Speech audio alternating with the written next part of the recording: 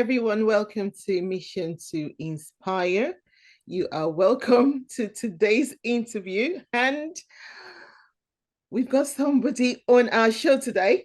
He's a pastor, he's a minister, he's an author, and we'll be discussing his latest book.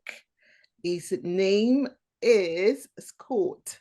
Um, I'm gonna leave it to you actually to really introduce yourself because I think it's always best for you to talk about yourself rather than me reading your bio and all of that stuff. So I'll leave that to you now to guide us through what you do, who you are, and we would like to meet you. Okay, Shola. So yeah, my name's Scott LaPierre. I'm a pastor in Washington State, which is in the Pacific Northwest of the United States. My wife and I grew up together in Northern California, Yeah. and then we came to Washington in 2010, and I started turning my sermons manuscripts into books in 2016. So that's how I became an author as well, but I'm primarily a pastor. I do some speaking conferences across the nation, mostly marriage conferences. I have a couple of marriage conferences coming up, and we have 10 children, Mm-hmm. as you and I were just kind of talking about. And I Yeah. think that surprises people, but like I told you, I'm surprised that I have 10 kids. So I was looking at a picture just yesterday or the day before of Yeah. a family, and I thought, wow, they have a lot of kids. And I Mm-hmm. counted the kids, and they had 8 kids. And then I thought, wow, I have more kids than they do. Not that it's competition or something. And it's not even a commentary on what other people have to do. We just had the conviction to let God be in charge of that area of our lives and family. And so He could have given us 3 kids or 7. It's 10. We don't know if this will be it or not. My wife Katie's in her early 40s, so maybe our last child was born at the end of last year. So we'll see. We're open to whatever the Lord wants for us. And I'm passionate about marriage and family. That's one of my favorite things to talk about. Right. Wow. Thank you so much for sharing. 10 children. So 10 children from your one marriage. Not like you've been married Yes. before, no adopted No, children. Oh my God. no, yeah, Wow. yeah, Katie and I we don't have any twins. They're all biological children. We looked into adoption years ago, Mhm. but we got some counsel to wait to adopt until after we stop having our own children. Okay. And so we probably see adoption in the future, Mhm. but probably not until we know for sure that we're done. That you're And done. Oh my yeah, God. neither. Yeah. Wow. That's good. Good. Before we dive into today's topic, actually, I'm going to ask you one question around you being a father of 10. So how has that experience of parenthood influenced your perspectives on marriage and family generally? hmm Yeah, so children bring you a lot of joy, and Yes, the they Bible do. describes them very positively. The Bible talks very positively about children. Anytime children are mentioned, they're Yeah. spoken of positively, whether as gifts or rewards. Uh, Hmm. to be without children is one of the bigger or biggest consequences or causes of suffering for people in Scripture. Yeah. And so we want to recognize that children are a gift and blessing, but at the same time, there are challenges, difficulties. Few things are Yeah. as painful for people as having a rebellious child. Yeah. We know some really great parents, better parents than us, who've raised godly kids, but then they'll have a child or even 2 children that don't follow Christ. Yeah. I think parenting really helps you see your weaknesses, Yeah. and it's very easy to see how impatient you are. I've heard a lot of people say they didn't know they had a temper until they became a parent. And so you learn to forgive, you learn to be gentle, or you learn that you're not forgiving, or you learn you're not gentle. Yeah. And so, parenting, I think, gives us a real window into the gospel as well, because when I became a father, it helped me understand God the Father Mm. better and my relationship with Him. Mm-hmm, mm-hmm, mm-hmm, mm-hmm. Thank you so much. Thank you for sharing that. Oh my God. Oh my God. So he hasn't actually, well, I suppose when you started having kids, you have one and then two because you said you don't have any twins. So now that you have 10, there's no difference in your parenting skills. Is it just still the same? Well, the funny thing is, Shola, am I pronouncing your name correctly, Shola? Yes. Okay. So the funny thing, Shola, is you would think after having 10 kids, we would know what we're doing, but Mhm. we're still learning, we're still making mistakes. Oh, We're not experts. Our oldest is only 16, and oh, so we've entered the teenage years. We have three kids that are teenagers, and it's a brand new season for us where we're trying to figure this out. yeah. And so I think we learn as much about ourselves as we learn about our kids. It's a kind of helpless feeling, to be honest, because Mhm. when your children are very young, you kind of control, like if you think of a child as a baby, I mean, you control almost everything, when they That's eat, true. when they sleep. Yeah. They get older and you recognize that you have very little control over your children's hearts. You can preach the gospel to them, but they can make decisions that you Mhm. don't agree with. Yeah, So, that's true. That's true. Thank you. Thank you so much for sharing. So today's topic actually is nurturing strong marriages and family. So it's an insight into your book, the book, your latest book, Your Marriage God's Way. And that's what we're discussing today, basically. But before we go into that, so we're going to ask you five this or that questions very quickly. So my first question is this: traditional wedding or destination wedding? Which one would you advocate for? okay, first define a destination wedding for me so I know what you're talking about. Destination wedding is when you want to get married. Yeah, so like I live in the UK at the moment and I decide to go maybe to America to get married and then with a few family or friends to come with me. That's destination wedding. And Okay, traditional wedding is when you're having a traditional wedding in your hometown or wherever you live in your country. oh, okay.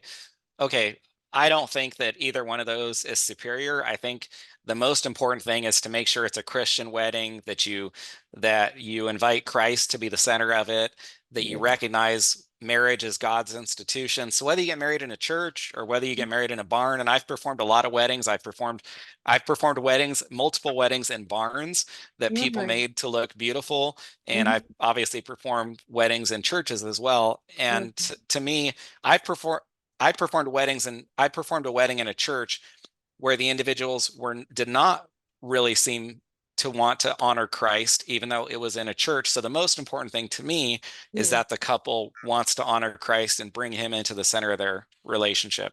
Right. Okay. That's very true. Christ has to be in the middle, in the center. That's true. Thank you so much. So, for you, are you an early morning person or late night person?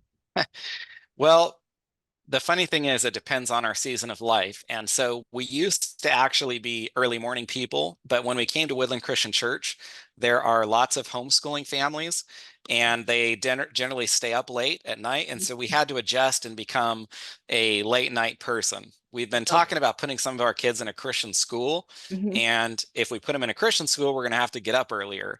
So we previously, my wife and I are early morning people. We Right. had to adjust to Woodland Christian Church in 2010 because everyone does things so much later. So now we've become later night people. Sorry, I had to laugh. So you're now late night people. Okay, welcome to the club. Family game night or movie night? Then, since you're a late night person. hmm Yeah, it would be family game night. I don't think we're big on movies. So if Oh, we're gonna do something I mean, we've done some movie nights once in a while. There'll be something to watch, but for the most part, we're gonna play games as a family and have snacks. oh, great. So, which one do you go for? Homemade dinner or dining out? We I enjoy going out with my wife. I don't get Uh-huh. to go out. I don't get to go out with all of my kids because it's too expensive. About the only thing we do together is pizza because that kind of keeps the price down some. But Okay. Katie and I, when we have the opportunity, we really love going out together. So Katie can have the evening off from preparing dinner. But Mhm. most of the time, dinner is one is a meal that we try to have together as a family each night. Ah, good to know. We are knowing you now. Mhm. Okay, last one. Beach vacation or mountain getaway? Definitely beach vacation. We enjoy going to the beach. The funny thing is my wife and I grew up together in the mountains in Northern California. So people kind of think of California and they think of, the coast or the ocean Yeah, because but that's what I see. yeah, but it's huge. And we grew up in Northern California in the mountains. Right. But now in Washington, we enjoy going to the coast, to the beach. We end up renting a beach house to take family vacations once in a while. Oh, thank you for sharing that aspect of your life with us. So we think we know you better now. Mhm. And now we're going to the interview questions. So, as I said, we'll be talking about your book. We'll be talking about your book today. So, before we dive into the main interview, where can we buy your book? How can we buy your book? Yeah, so you can find all my books on Amazon. I think most people are pretty familiar with Amazon, Mhm. and so that's probably the easiest way to buy my book. If for some reason you don't like Amazon, then you can get it on Barnes and Noble. Okay, right. So, by the way, his book is titled Your Marriage God's Way, and you can get that from Amazon. As I say, the link will be in the show notes and in the description. Thank you so much. So, your first question would be, what actually inspired you to write Your Marriage God's Way? Yeah, that's a great question. So I I can answer this two ways. First, Okay. I'd say my wife. My wife kept pushing me to write a book, and I pour my heart into my sermons. There's kind of like two ways people preach. Mhm, So some people preach and they kind of have abbreviated notes, like there's a word or a phrase that reminds them what to say. But mhm, I manuscript my sermons, I write them out very thoroughly, and my wife sees me pouring my heart into them. And so she told me for a lot of years, hey, you need to turn your book, or you need to turn your sermons into a book. But I kept putting her off because I already had so many things going on. And then I started preaching on marriage at my church. And the kind of long running joke was it was supposed to be the marriage month, but it ended up being the marriage year because I just kind of kept preaching on marriage. But the reason I kept preaching on it was because I was enjoying it and people in the church were providing good feedback that they were enjoying it. It wasn't getting repetitive for them. And when I finished that series, Katie said, look, this is what you really needed to do here. This needs to be your first book. And Genesis 2:18, it says it's not good for man to be alone, and God gave man a helper. And so one of the ways that our wives help us is they advise us and counsel us. God still calls husbands to be the head or spiritual leader of the relationship, but it's only a foolish man that doesn't listen to his wife. And so Katie was encouraging me to turn those sermons into a book, and that's how that happened. Oh, interesting. Interesting. Sometimes we don't even know, or God leads us into our purpose through someone else. Hmm. And that's exactly what's happening here. Hmm. Yeah, the Bible says there's wisdom in many counselors, and so Mhm. we hopefully have godly people in our lives that Yeah, we listen to. that's the thing. But if like people come to me as a pastor and they ask me for counsel or they ask me questions, Yeah. and if a guy comes to talk to me, one of the most common things I'll say to him before even answering him is, "What did your wife say?" And if a guy tells me that he hasn't talked to his wife, then I'll invite him to go home and consider his wife's counsel or thoughts Mm. because I trust God to want to work through a man's wife. That's true. That's godly wisdom there. Thank you for that. So, in your book, you discuss the importance of communication in marriage, and that's one thing that a lot of people lack in marriage: communicating. Can you share some practical strategies for couples to improve on their communication skills? Yeah, I think I'll tell you the same things that I tell my children, which Mm-hmm, is to look at people, be attentive, mm-hmm, don't be thinking about what you want to say, be thinking about what they're saying. mm-hmm, Because if you're just thinking about what you want to say, you're not really concentrating or probably understanding them. mm-hmm. And so people of any age, if you want to communicate well, don't be try to be thinking, concentrating on what they're saying, Yeah. remove distractions. So I feel like I could, work from the moment I get up until the moment I go to bed. But I have 10 kids, and when they come to talk to me, Mm-hmm, I want to take my computer. I'm almost always in front of my computer. I want to close it. When my kids got home, I started working. Generally, when my kids go to bed, I might still work a couple hours or something. And but the other night I was working, and then one of my kids came home late from something, and he started talking to me. So I want to close my computer, maintain eye contact with him. Regarding marriage, I think one thing that's particularly important to husbands is 1 Peter 3:7 says that we're to dwell with our wives with understanding, Mm-hmm. or to develop knowledge of our wives, or Mm-hmm. develop knowledge of our wives and then dwell with them according to that knowledge or understanding. Yeah. And the way we do that is by being interested in our wives, learning them, listening to them. And I think that's really important. And I feel like it's something that's kind of lacking. Generally, women are communicators. Generally, women like to talk more than men do. I'm not saying that's always the case, but generally that's the case. And women feel loved or valued by having a husband that listens to them and values what they have to say. Yeah. And so I think it's really important for husbands to strive to learn their wives and understand them. The world likes to make jokes like you can never understand a woman, but I think we must expect the world which is in opposition to the Bible or in opposition to God to contradict what God's word says. And so if God's word says to understand your wife, then we must expect the world is going to act like you can't understand Yeah. women. Yeah. Now, for men, Mm. men want to be respected generally. They might value, or they will value a wife that listens well, but Mm-hmm. what men generally value even more is feeling respected by their wives.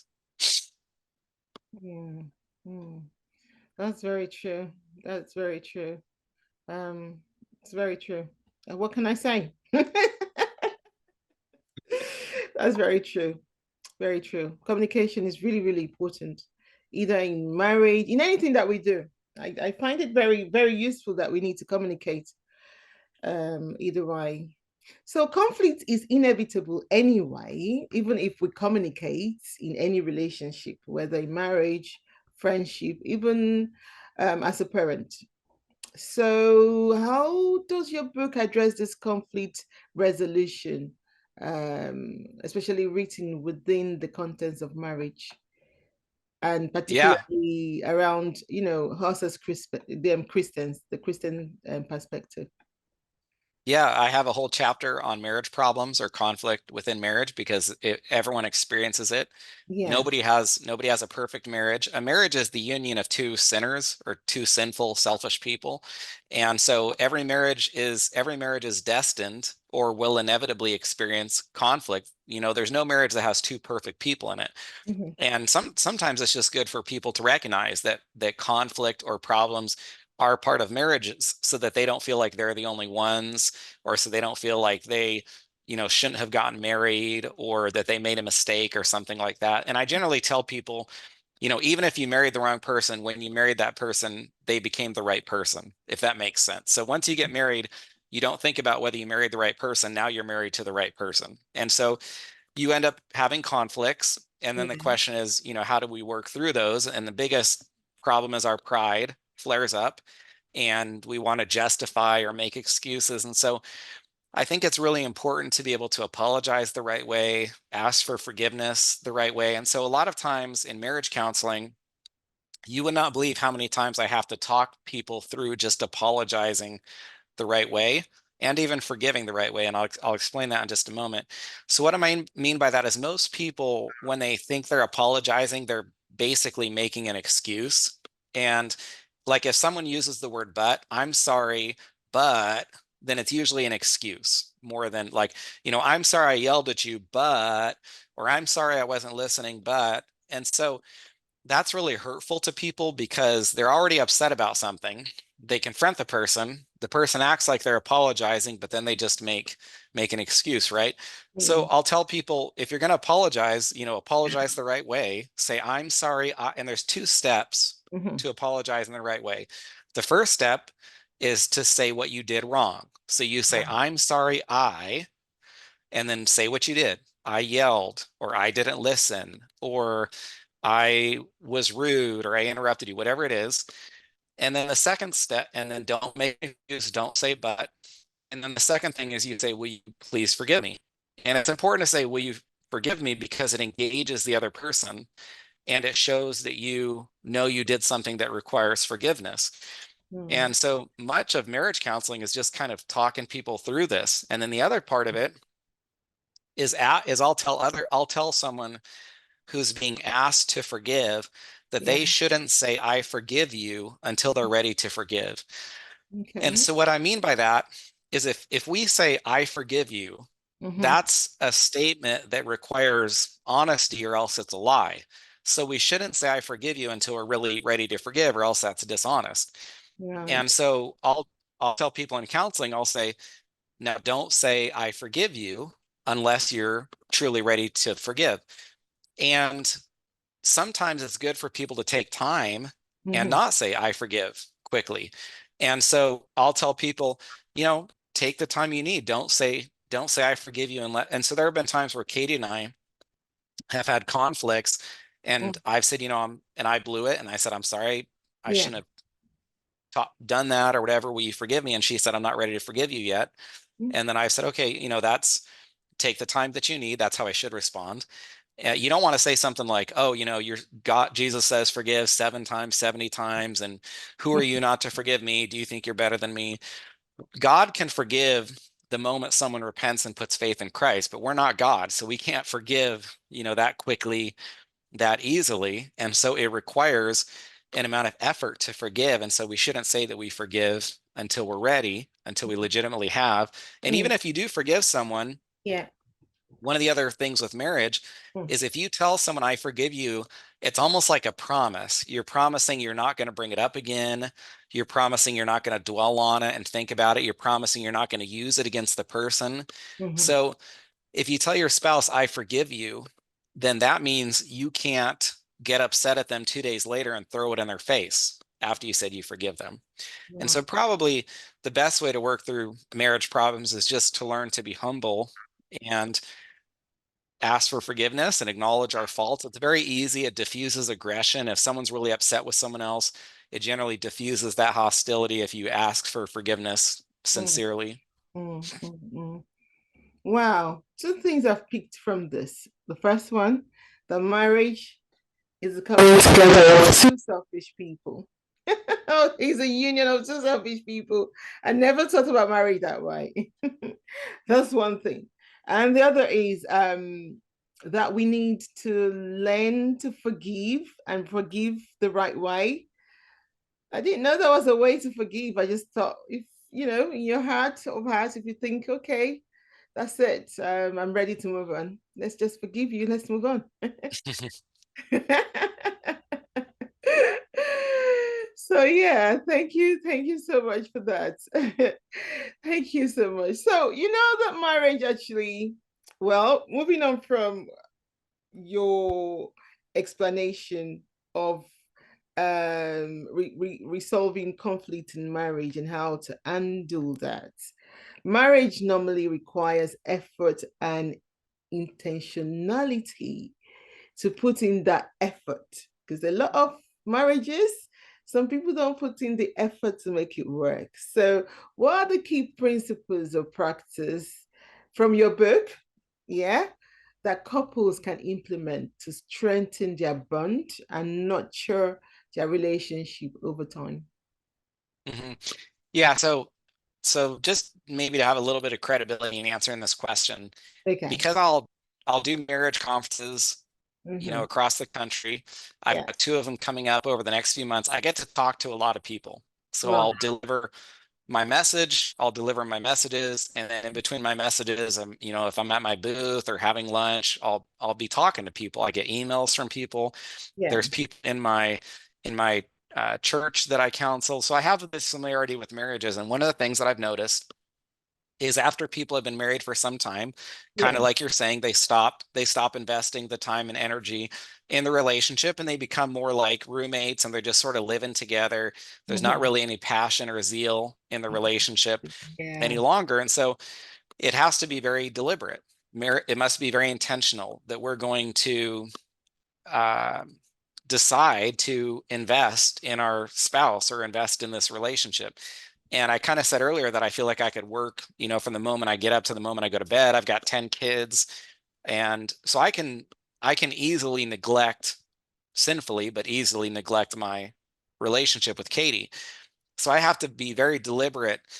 Kids, we'll be talking in the bedroom and we'll have the door closed, and it seems like every 2 minutes one of the kids comes to the door for something, and so for us, we have to tell the kids, hey, unless this is super important, someone's bleeding or a bone's sticking out, you need to let your mother your mother and I talk right now, because we don't have that much time together. And so sometimes if you have children, you have to communicate to those children that your marriage is more important. Even as important as they are, your marriage or your spouse is more important. So Mhm. it's prioritizing the person. I found that often when a wife feels like second place, she doesn't often feel like second place to another woman. Now, adultery does happen, Yeah. and there are men that have relationships with other women instead of their wife. Mhm. But generally, a wife feels like second place to sports or to cars or to poker night or to video games or to guy friends or some activity or hobby.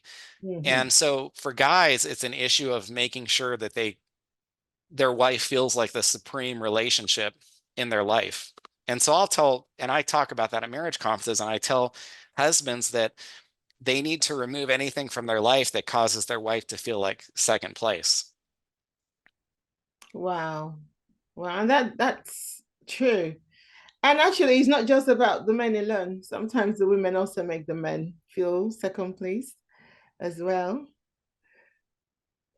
So yeah, that's very true. And we need to remove that from our lives that make our Hmm. spouse feel second place.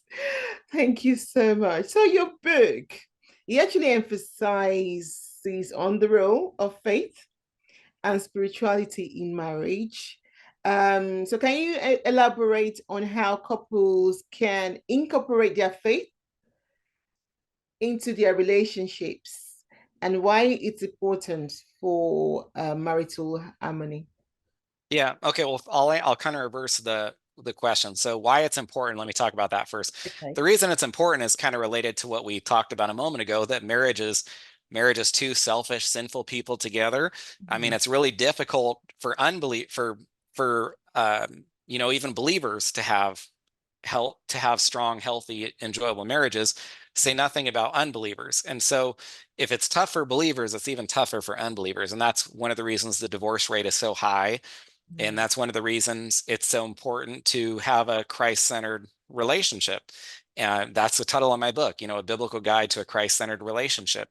Yeah. And so to me, every marriage, I remind people, every wedding I perform, I remind people that it's kind of the union of three people.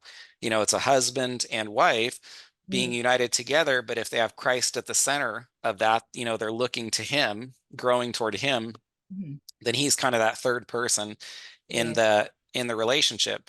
The way to have a Christ-centered relationship, many people kind of look at marriage or church as like, I go to church and I'm just a Christian Sunday morning when I go to church, Yeah. and there's not a whole lot of Christianity throughout the rest of the week. So I tell people, I mean, if you're a Christian, you should be praying and reading the word throughout the week. And if you're married, you should be doing that with your spouse. And if you have children, you should be doing that with your children. And so we try to conclude each evening Mhm. gathered together to read through the Bible together, pray together. And so to have Christ at the center of your relationship, is to look to him through prayer and reading the word throughout the week. And my belief is to do that is to then expect God to be gracious to you and to honor and bless your relationship. And I don't mean that he's going to prevent any suffering or trials or diseases. I just mean he's going to strengthen and allow that relationship between you and your spouse to be healthy and joyful. Wow. Thank you so much for coming on our show today. Thank you so much for sharing insight into your book and for telling us where and how we can purchase your book. If any one of us wants to contact you, how can we? Yeah, great. Thank you. So my website, scottlapierre.org, you'll probably put the link to it in the show notes. Yeah. If people go to my website, they can find my books, my conference messages, my sermons, Mhm. information about me. And the other reason I want to direct people to my website is we talked a lot about marriage, and I have a free gift for your listeners. It's called 7 Biblical Insights for Marriage. It's a short read. It's not as long as my book. It's just 7 insights for biblical marriages. And that's a free gift that any of your listeners can get if they go to my website. I just hope it can be a blessing to them and strengthen their relationship with their spouse, and most importantly, their relationship with Christ. Thank you. Any inspirational advice for our listeners, our viewers, our audience today? Sure.